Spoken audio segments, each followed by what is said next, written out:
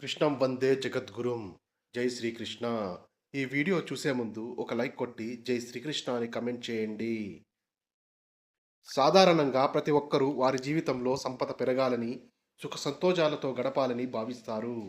ఈ క్రమంలోనే తమ జీవితంలో ఉన్నత స్థాయిలో ఉండాలని నిరంతరం ఎంతో కష్టపడుతూ ఉంటారు.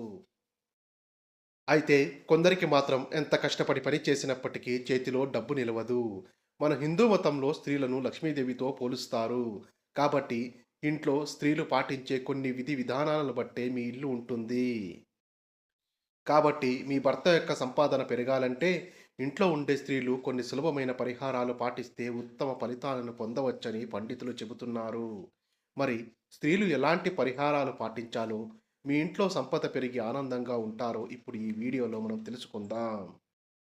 ఒక పసుపు రంగు వస్త్రంలో పచ్చ కర్పూరం వేసి మూట కట్టి పూజ గదిలో ఉంచి ప్రతిరోజు ఆ మూటకి ధూపం వేస్తూ ఉంటే మీ ఇంట్లో ధనాకర్షణ అనేది విపరీతంగా పెరుగుతుంది.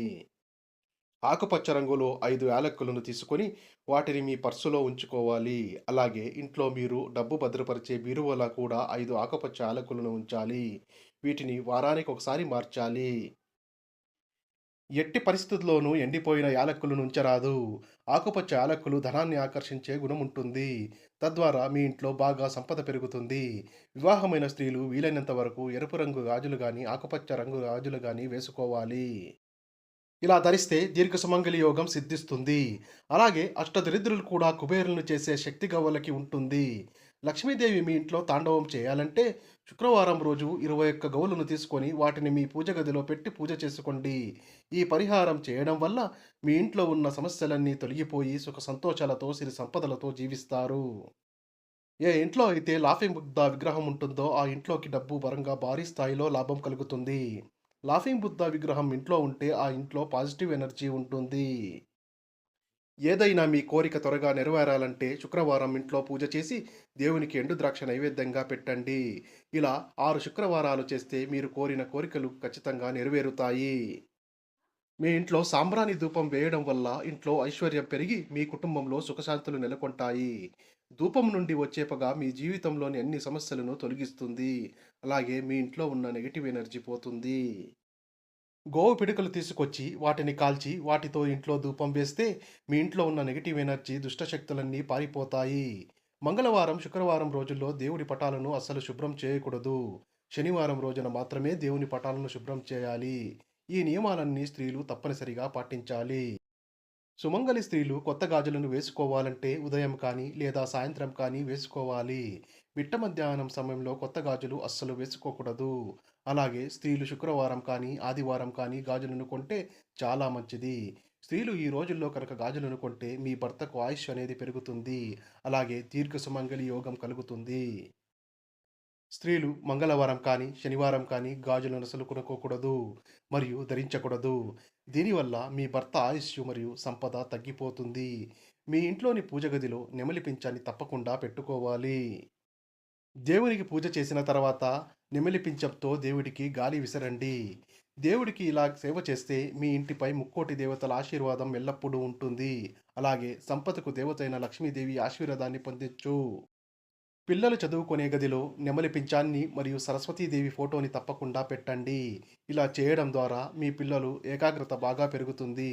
దీనివల్ల మీ పిల్లల జ్ఞాపశక్తి పెరిగి మంచి విద్యాబుద్ధులు వస్తాయి. శివపూజలో ఎరుపు రంగు పువ్వులను ఉపయోగించకూడదు. అలాగే కేతకి, చంపా వంటి సువాసన కలిగిన పువ్వులను కూడా శివపూజకు అసలు వాడకూడదు.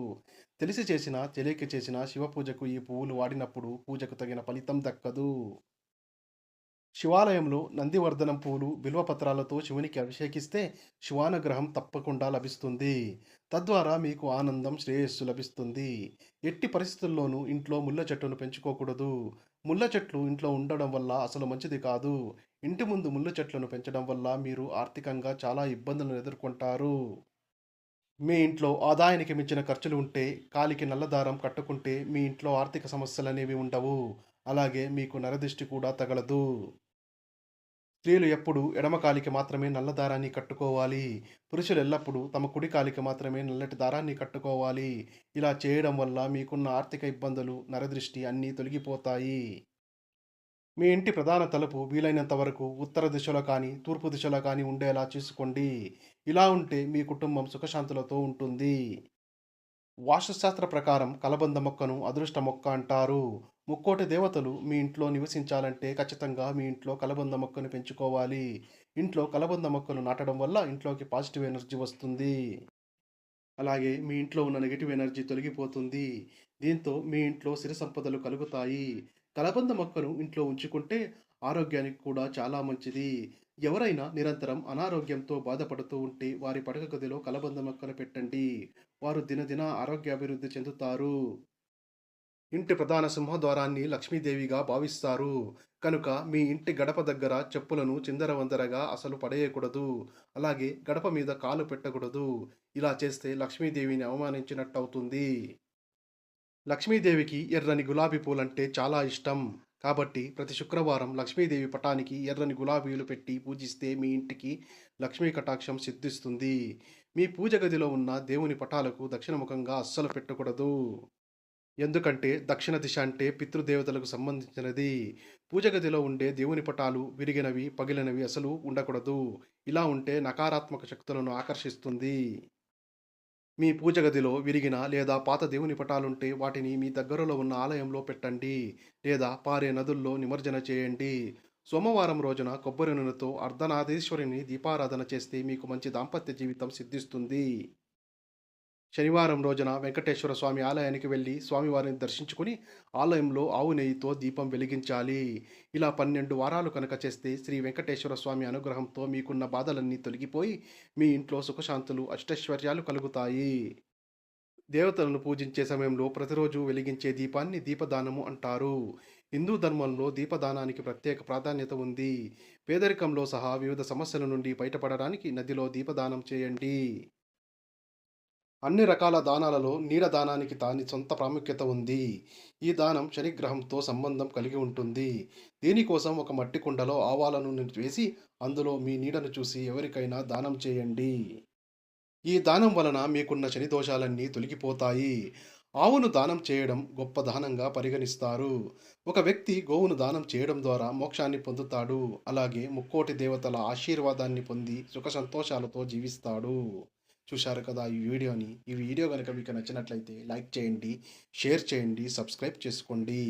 Thank you for watching. Survey జన సుఖినో భవంతు.